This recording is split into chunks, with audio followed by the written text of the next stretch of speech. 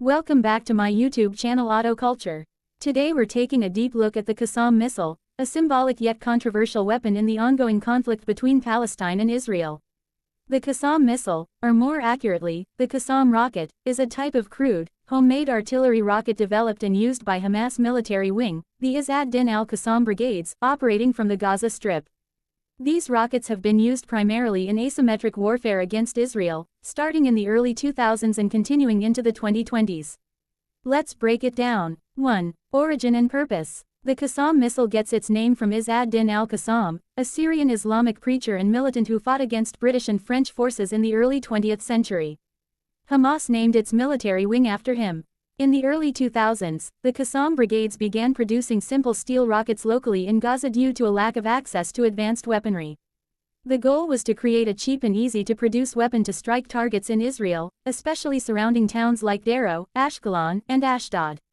2. Types of Qassam missiles. There are several variants of Qassam rockets, each with improvements in range and payload. Qassam 1. First used in 2001. Range: 3 to 4 km. Warhead: approximately 0.5 kilograms of TNT. Very limited in accuracy. Qassam 2. Introduced in 2002. Range: 8-12 kilometers. Warhead: 5 to 6 kilogram. More powerful but still unguided. Qassam 3. Introduced around 2005. Range: 10 to 16 km. Warhead: 10 kilograms or more. Slightly longer, heavier, and more destructive. Qassam 4. Less common.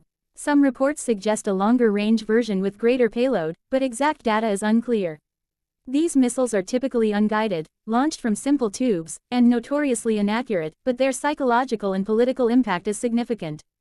3. How are they made? Due to severe blockade restrictions on Gaza, Qassam rockets are built from locally available materials. Steel pipes for the body. Homemade rocket fuel using sugar and potassium nitrate. Simple detonators and timers. Explosives such as TNT or fertilizer-based warheads. Production is done in underground workshops, often hidden from surveillance. Despite their simplicity, they serve as a symbol of resistance for many Palestinians. 4. Operational use. Hamas and other Gaza-based groups like Islamic Jihad have launched thousands of Qassam missiles into southern Israel since 2001. These attacks often trigger Israeli airstrikes, resulting in a dangerous cycle of retaliation. While most Qassams lack precision, Israel's Iron Dome defense system is often used to intercept them. However, the sheer volume in large barrages can overwhelm defenses. 5. Strategic and psychological impact. Despite being militarily weak, Qassam missiles have forced evacuations and shutdowns in Israeli border towns, brought international attention to the Gaza conflict, prompted Israeli military actions and political pressure, represented symbolic resistance for Palestinians under occupation. For Israel, they are considered acts of terrorism targeting civilians. For Hamas and its supporters, they are weapons of resistance.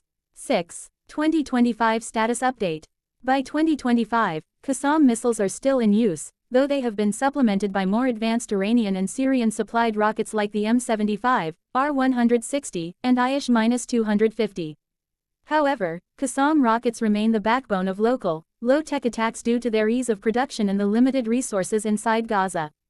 Conclusion. The Qassam missile may be technically simple, but its role in the Israeli-Palestinian conflict is massive. It reflects the resourcefulness, desperation, and ongoing struggle of those living under siege in Gaza. Whether seen as crude terror weapons or desperate tools of resistance, they are an undeniable part of modern Middle Eastern warfare. Thanks for watching, and don't forget to like, share, and subscribe to Auto Culture for more defense and geopolitics content.